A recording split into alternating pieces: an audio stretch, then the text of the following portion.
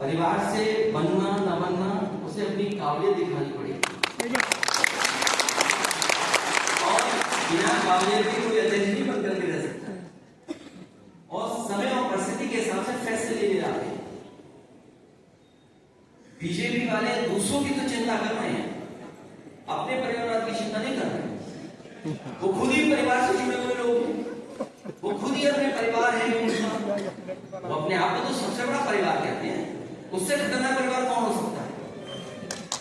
और फिर जो परिवारवादी बातें कर रहे हैं, यहां परिवारवाद नहीं है। जो यहाँ के मुख्यमंत्री जी हैं, हमसे पहले चुने गए हैं, वो क्यों चुने गए हैं? उनका रिश्ता मठ से क्या था? अगर उनकी रिश्तेदारी नहीं होती मठ से तो शायद उन्हें मौका नहीं मिलता। बीजेपी में भरा पड़ा परिवारवाद, एलएनसी जी के परिवार के लोग ये कहना थी। हम उनका बहुत सम्मान करते हैं, राजनाथ सिंह जी का, उनके परिवार के लोग भी।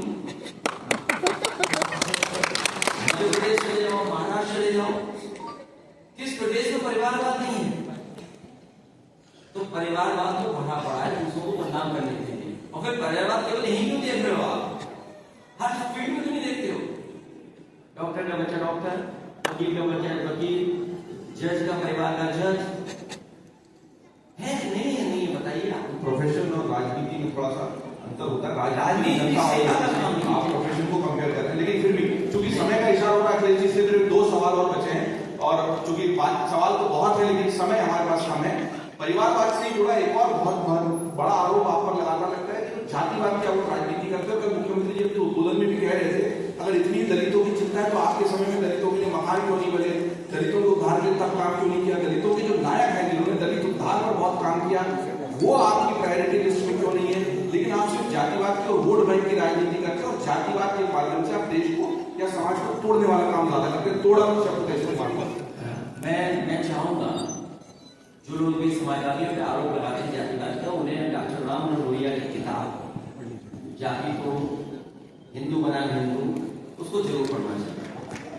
और दूसरी किताब बाबा साहब भीमराव अम्बेडकर जी की एनिमलेशन ऑफ कास्ट, वो भी उन्हें पढ़ना चाहिए। ये जातियां हमने नहीं बनाई, कोई एक मनु महाराज आए तो उन्होंने बना दिया। और जिसको जो काम करना था उसने काम नहीं किया। अगर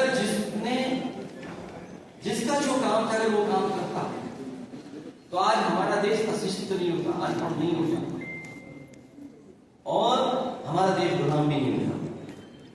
हम मुगलों से भी गुलाम हैं और हम अंग्रेजों से भी गुलाम हैं।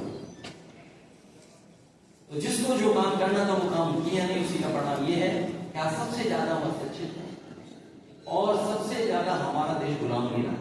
और जहां तक सवाल जानकारी का है, मुख्यमंत्री जी ये भी बता के चले जाए, इस उत्तर प्रदेश में किसी ने किसी का मुख्यमंत्री आवास नहीं किया, जैसे भूया था मुख्यमंत्री आवास नहीं किया। और भारतीय जनता पार्टी से ज्यादा जातिवादी पार्टी कोई नहीं।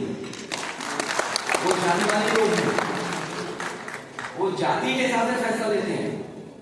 वाइस चांसलर के अपॉइंटमेंट्स का जाति का आधार पर नहीं हो रहा। क्या डीजीपी का अपॉइंटमेंट सब लोगों में चर्चा है और उसी चर्चा से बात मैंने निकाली। मैंने कहा कि 2 चीजें तो हम लोग जानते हैं डीजीपी के बारे में, एक वो कार्यवाहक होंगे और दूसरे सिंह होंगे, बीच का नाम होना है। तो जातिवाद कौन है? जब हम सरकार में थे तो गवर्नर हाउस जातिवाद ही होता था। आज बताइए मुख्य मुख्य मुख्य किस जाति के लोग हैं? मुख्य लोग किस जाति के लोग बैठे हुए? हम समाजवादी लोग कभी जातिवादी लोग नहीं हो सकते। हम लोगों ने सबको लेकर साथ काम किया है, जो कभी भी फैसला लिया हो सबको साथ लिया है। और पीडीए केवल नारा नहीं है, ये हमारी भावना है। जो पीड़ित होती है वो हमारे साथ, तो पिछड़े दलित आदिवासी जिनके साथ अन्याय हो रहा है, पीड़ित दुखी पिछड़े दलित और हमारे मुसलमान जैन समाज बौद्धिज्म, इन सब के साथ हम लोग खड़े हुए हैं, क्योंकि समय समय पर सरकार उनकी भी छीन रही है। बौद्ध धर्म के स्थानों को छीन रही सरकार, बीजेपी के लोग छीन रहे। ये जो मुस्लिम भाई के वो स्थानों को बीजेपी वाले छीनना चाहते हैं। जैनियों का उदाहरण छीनना चाहते हैं। इसीलिए मैंने कहा कि सबसे बड़ी भूमाफिया पार्टी अगर कोई है तो भारतीय जनता पार्टी। तो आप सुन रहे थे उत्तर प्रदेश के पूर्व मुख्यमंत्री और समाजवादी पार्टी के प्रमुख अखिलेश यादव जी को। संवाद का मंच है, सार्थक संवाद का मंच है, इसलिए जिस तरह हर वर्ग का प्रतिनिधित्व होता है वैसे ही हर राजनीतिक विचारधारा का भी प्रतिनिधित्व हो, या अमर उजाला की सोच है। आज स्थापना दिवस के दिन इसी सोच के साथ अखिलेश यादव जी आप आए। सवाल तो बहुत सारे हैं, आपने जो मुगल काल को और अंग्रेजों के